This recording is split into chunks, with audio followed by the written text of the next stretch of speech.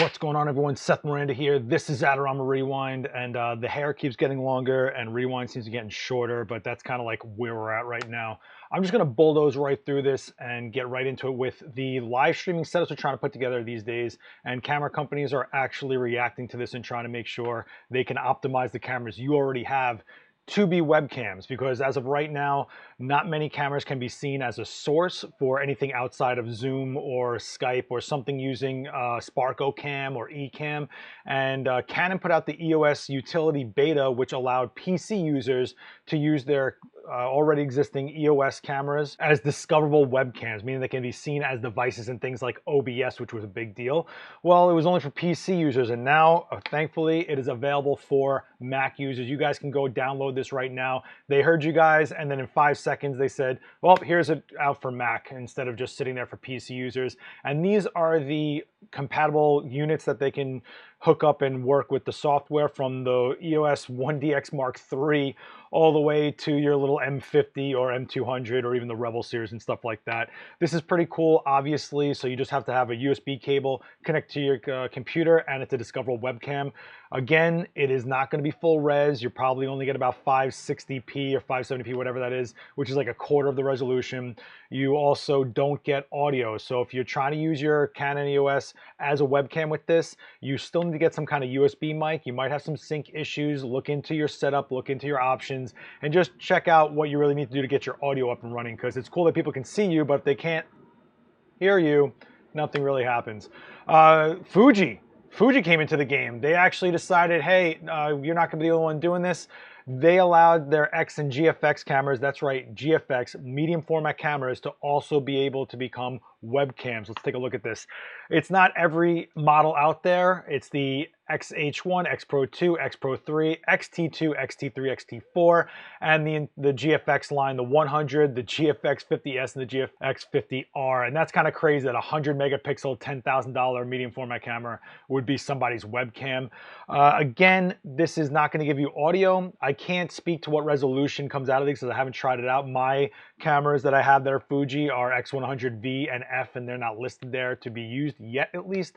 However, I know for a fact you don't get audio, and it doesn't seem to be showing up as a device in OBS and things like that, but will be seen in Zoom and other video conferencing. So it's a start. We're finally seeing camera companies address this issue, and I think going forward, external capture devices might be a thing of the past. They might come out with cameras in the future that have this idea in mind, that you want to use it as a webcam, not just on the go, not just vlogging, not just stills, not just studio work, but when you need to have high quality video conferencing, you can have it. And it kind of is needed, because if this is how we're conversing so much these days, or if this is what meetings will be instead of flying to LA from New York and things like that, you want to have that presence so people can hear you clearly, really feel like they're interacting with you, make an impression, remember everything that you said, and actually have a successful conference, really, instead of hearing 1,000 echoes or some blurry webcam and you're just a bunch of garbage pixels. This is a great way for you to make the most out of this conferencing era that we're in. And if you can already use your cameras, that'd be great. The webcam market has been kind of stagnant out there, right? We've seen the same Logitech C920 webcam out there forever, about 80 to 100 bucks. Every streamer on Twitch started grabbing that one right away. And yeah, it's a nice thing to grab off the shelf and get going, but we've always had webcams in almost every laptop that exists now. And to get that extra quality, you've had to find external capture devices that seem to be on a shortage. So going forward, I think this is where we're going to see cameras, including this as like the next eye autofocus. Like, hey, can it be a webcam? People are going to ask for this nonstop, and I think that the market has to address it and placate to it. And they're trying to with just firmware update, which is pretty awesome. I love this era that we're in of firmware updates, where if something isn't happening, it's can the hardware do it? Let's put out the firmware. Great job by Canon and Fuji on this one. Speaking of Canon, there has been the 85mm R mount lenses that have been out there. Really beautiful, high quality lenses, but they're in the thousands of dollars. Well, Samyang has addressed this by putting out a pretty affordable 85mm 1.4, and they did this for the Sony E mount, and now it's available for the Canon R mount full frame mirrorless. It's a pretty nifty little lens, 85mm, and it looks like it's, look at that smooth bokeh. Oh, the bokeh. And I haven't tried this lens out myself, but the test images look pretty good on it. and we're looking at a retail price of around $700, which is a fraction of the price of the Canon ones, which are in the thousands, and there's like a few variations of it. So check this out if you're looking for some affordable, nice portrait style lenses for your Canon R series. And of course the R5 is coming out, and some other full frame mirrorlesses from Canon in the future. So it's good to see an expanded line that's not just top end luxury glass, but other options out there for everybody. So I do support third-party glass. I think it's pretty cool. Shutterstock, what is going on over there? Shutterstock unveiled a new royalty structure. What happened? So basically, instead of there being spits and spurts of different pricing, and you get this version of royalty and how much you get paid per image based on how large the resolution is on the one that they chose to buy from you, it's now going to be a blanket. Instead of all that, it's going to be based on how many image licenses have you sold as a vendor. What am I talking about? Check it out. So this is pretty much how the structure is going to go. If you are level 1, that means if you have sold up to 100 licenses, you get 15%. But if you get all the way to level 6, which is over 25,000 licenses sold from you as a vendor, you get 40% as income, which is an immense difference, obviously. This was the old structure that they had that's going to expire basically today. This is being recorded June 1st. And you can see how it's all over the place, and there's different types of pricing. And it's more based on what you sold as the size, the subscription, everything that is a detail in the sale is affecting how much you get paid, including your lifetime earnings. Right here, you can see on the left side that it's not about numbers of sales, it's about how much you made in those sales. So if they just bought lower res versions of the image, you actually got affected by that as opposed to selling larger versions of it for a little bit more money. I'm wondering what you guys think about this. Are you someone that sells stock photography? Are you on Shutterstock? Does this hurt you as a vendor? There's some people that are on there that are a little more casual. I haven't done stock photography in a long time, but even when I did it, I was very casual about it. Few things up there. If I made a couple bucks for the month, great. If not, it wasn't my main source of income. But if you're more serious about this, does this benefit you? If you're more aggressive about putting out more and more stock images to get more of a wider net of people to find some stuff that you have on there. So what I mean by that is if you have 10 images, that's only so many people that could find what they need. If there's only 10 different subjects that they can choose from, are you someone that puts out thousands of images that people can use? Because right now, stock imaging is a huge market because there's a lot of companies that get started up that want to put out websites and other media and don't want to hire a photographer, but just need something to put on their websites, in their social, to put their messaging out there. And sometimes stock photography is good enough for what they need. They don't need a custom commissioned shoot. It's a very interesting way to go about things, and it's affecting people right now. So let me know down below if you're a stock photographer. I'm wondering how you negotiate these things. Is this worth your time? Does this benefit you? Does it not benefit you? Let me know down below. Super interesting. And if you are a stock photographer, what platform do you use? Are you Shutterstock? Do you use iStock? What do you use? Let me know down below. All right, this is some good news though. Photographers United did a huge live event, and it's still available to watch on replay until June 6th. So as of this recording, June 1st, you have a few days to capture this if you sign up. Let me go over here. I keep on forgetting to hit this button, guys, sorry. Some amazing instructors on here. I mean, Roberto over here, my man over here. Pi Jerza was definitely on here. Jerry Guionis, who's always very charming. Susan Stripling. A lot of very cool names out there sharing a lot of knowledge. I mean, look at all these speakers. But if you go to the link I put down below and you register before June 6th, the replays are available. So you have 30 plus educators, and they've all talked from their walk of the industry, and it is only available on replay until June 6th. You can sign up for it now and have a few days of watching this stuff, and I think it's worth it. It's free, and these are some really great people in this industry to learn from, and this is the kind of stuff I hope gets supported so we get more of it, obviously. In some gear news, Sony has launched the ultimate blogging, vlogging camera. I don't even know which way to go with this. Blogging, vlogging, I don't know. But it is the ZV-1.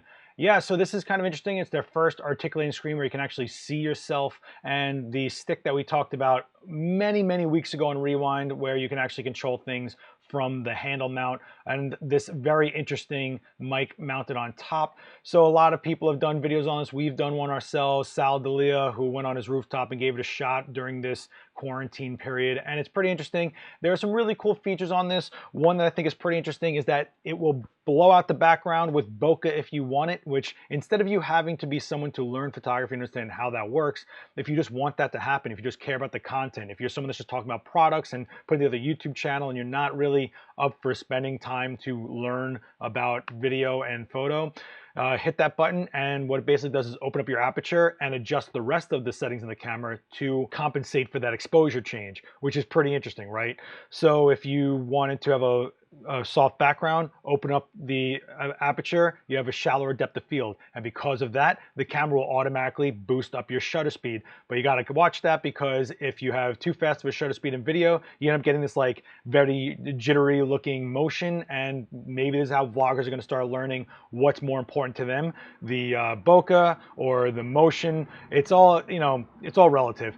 I think it's also cool that it has some sort of lock on for your face to change your exposure based on where you're going. So it keeps the exposure on your face consistent as much as it can while you're walking through different light sources. Imagine you're on the street and you're in shadow in 1 second and you're back in the sunlight in another. Yeah, the background might blow out and come back in every now and then on highlight, but at least you stay consistent. I think that's the important part for vloggers. So this is totally a company responding to what the market is demanding, and I think it's pretty interesting to see a camera company just really focus down on, well, you want a camera for blogging, we're going to put it out there for you. I think this is pretty cool. I think it's really shows how not every camera is meant for everything, and all the specs in the world doesn't mean it's the proper tool for what you're trying to do. So I think this is pretty interesting to put out there in the market, and I'm really curious to see how it does. I'm sure it'll do well. Of course, they're always going to put it up against other cameras, but I think what it's really going up against is people's phones. So I don't know. Let me know down below. Do you think the competition for this camera is the rest of the cameras that are out there, or is it people's phones? Because I think the people who would buy this are probably generally using their phone first and deciding if they want to upgrade to a camera. I could be totally wrong on that. All right, Panasonic kids. Yep, all you Lumix people, you got an affordable lens choice for the L mount coming out. Boom. It is a 20 to 60 millimeter f3.5 5.6 for the L mount, which is great. It is pretty small, pretty lightweight, of course, and it is about 600 bucks. So that's a nice option. The L mount, of course, is in the L mount alliance with Sigma, Panasonic, Lumix, and of course Leica. So the Leica lenses are in thousands of dollars with the L mount, and this few $100s. So not bad, right? All right, I'm going to leave it there. I want to clue you guys into a couple things that I've been doing, and one of them, if you haven't noticed, that I've been talking about every week, live on Adorama's Facebook, Tuesday, Wednesday, Thursday, 1 p.m. Eastern Standard Time. I go live with a guest, so come hang out, ask questions to people, and be part of a community right here on Adorama's Facebook. I have endless guests going on here. I think we've racked up over 30 so far in the last month or two that we've had this on.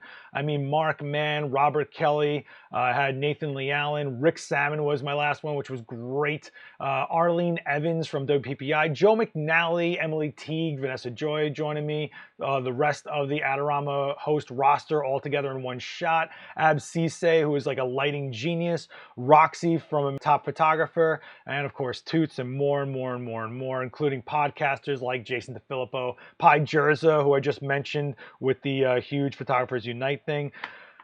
Come join, come be part of it. It's really cool. I like going live and seeing that chat room explode. I love hearing the questions you guys have, because sometimes we don't know what you're trying to understand out there, and your questions are how we kind of feed that, right? And finally, you guys can catch me this week on Nikon School UK. Yeah, I'm actually doing a course on Nikon School UK. It's a Zoom event. You have to sign up for it. Let me just scroll over to here, and boom. You guys can check me out on June 4th at 3 p.m. Eastern Standard Time. It is going to be on Nikon School UK, and I'll be talking about my images and doing a live Q&A. It's a Zoom event. You have to sign up for it, so please try to do that, and I would be so psyched to see this thing fill up like crazy. Okay, for shout out of the week, this goes out to a guy who's been in an insane amount of stuff we've been doing out there. I see him in every chat room, always active, always asking questions. And K-Photo, this is for you, bud. Boom. Go check out his Instagram. He's pretty hardworking, trying a lot of things out there, tightening up his game like crazy, puts out some interesting images, and just do yourself a favor and go check it out. Hit like, on a bunch of stuff. Drop some comments, be communal, and support some people out there. So you follow them, they'll follow you back, and you can stay in touch, keep each other inspired. And I'm going to close this out with the question of the week. We're seeing a lot of things change as products for what the market wants, right? The webcams being built into the firmware, and we're seeing Sony put out vlogging cameras. What's something in this market you think that doesn't exist that you'd want? What's something the cameras aren't doing? What's something the video world needs? What's something that we need in lighting? What's something that we need in the gear to happen right now as a feature, as something that they could probably update in firmware? What are we missing? Personally, I think cameras need to start going lower in ISO. Yeah, I know, we always talk about, is it good in low light? How is it at 3200? How is it 6400 ISO? I don't care about that. What I care about is not having to throw an ND filter on when I'm doing video because too much light's entering the camera. If we can go down to like 15 ISO, 8 ISO, 5 ISO, 1 ISO, like paper negatives, then maybe we won't need ND filters going forward. Let me know down below what you think cameras or just this industry in general needs spec-wise to placate to a market in this ever-changing world. All right, guys, that's going to do it for me. Thank you so much for watching. Please be safe out there. Please take care of yourselves. And remember, your mental health is just as important as your physical health. Go try to get yourselves out of your skull for a little bit. It's really crazy out there right now. And I don't know what else to say about that except take care of yourself a little bit, all right? I'll see you guys next time. Hit like, share this video around. Don't forget to subscribe. We're like so close to 1 million followers on this YouTube channel. It's crazy. I can't wait for the 1 million to hit on Adorama TV. It's been a long road and we've all worked really hard for it, and we thank you for being part of it. All right, later. Peace.